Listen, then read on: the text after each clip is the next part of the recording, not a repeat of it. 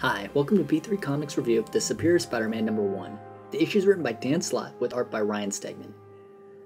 Issue 1 opens with our new Superior Spider-Man visiting the grave of Otto Octavius. While there, he gets a report of the Sinister Six attacking Manhattan. Obviously, this upsets our auto-controlled Spider-Man because he was the original leader of the Sinister Six. He battles the villains, but finds that being a superhero isn't so easy. After taking some physical punishment, Spider-Man decides to bail on the fight and let the villains do as they please. While retreating, he sees that Boomerang has thrown an explosive device at a police officer. This is enough to cause Peter to come back and save the officer's life, although Otto doesn't know what compelled him to come back for the officer. Once auto-controlled Peter gets back to Horizon Labs, he begins working on countermeasures for the Sinister Six. His new personality irks his co-workers as well as Max Modell, his boss. Next, our Superior Spider-Man has a dinner date with Mary Jane. He is extremely arrogant and boorish. MJ wonders why Peter has changed so much. During the dinner, Otto hears of a new Sinister Six heist. He confronts them again, but is more prepared this time. The countermeasures he prepared allow him to handily beat the Sinister Six. The entire fight turns into a bloodbath, with Spider-Man savagely beating the villains. He's even about to kill the Boomerang before he stops. Again, he doesn't know what compelled him to stop his attack. This time, the reader sees that it is the real Peter Parker. Somehow, he is still alive. He realizes that Otto can't perceive him and vows that he will find a way back. So Peter Parker's alive. I am pumped about that. Thank God. I'm so glad that Otto just didn't win at the end of Amazing Spider-Man. Anybody who watched our Amazing Spider-Man number 700 review knows that I was just incredibly pissed off about that. What we still have to see, though, is to what extent is Peter alive? I mean, is it just like his memory's up to a certain point that's trapped in Otto? Is this like some supernatural type of thing? I mean, there's just a lot of unknowns left, so we'll have to wait and see where that goes. But I'm really glad because it'll make it so that Otto doesn't do anything like too bad, anything that would like really upset me. Nothing shady is gonna happen with MJ, which is what I was like dreading the most. So that should be good. And I'm just glad that Peter vowed he would come back no matter what. So I'm gonna hold him to that promise. Other things about this issue.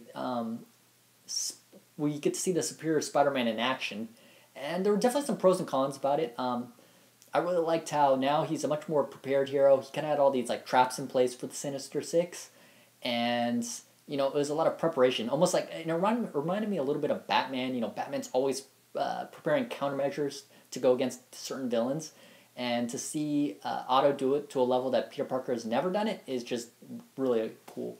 Other things I liked is he was very arrogant and kind of cocky. You know, it's kind of a new demeanor.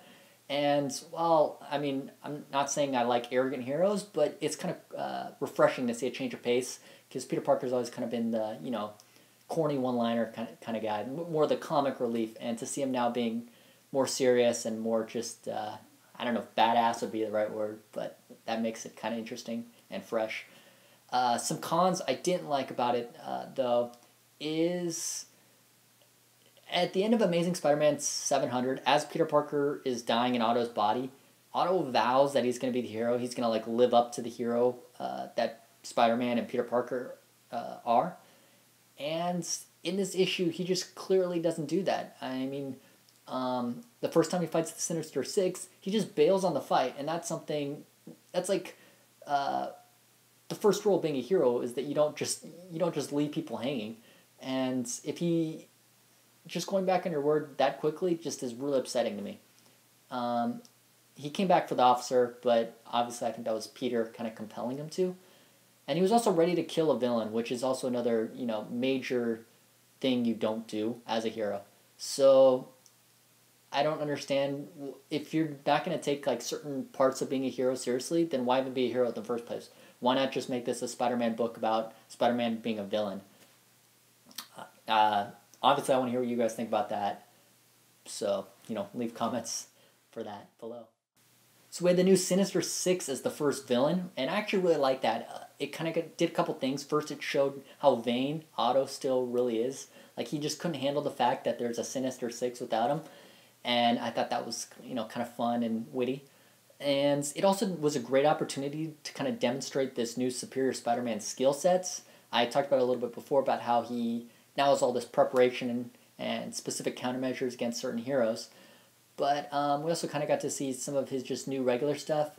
He kind of had the claws in his suit now on his fingertips that would inject nanites into villains, which I really like that because now he could track them, he could listen to them, and that's just like taking Spider-Man to a whole new level. That's something Peter Parker never would have done. Although, I don't know about clawing guy in the chest. I mean, Peter would never do that anyway.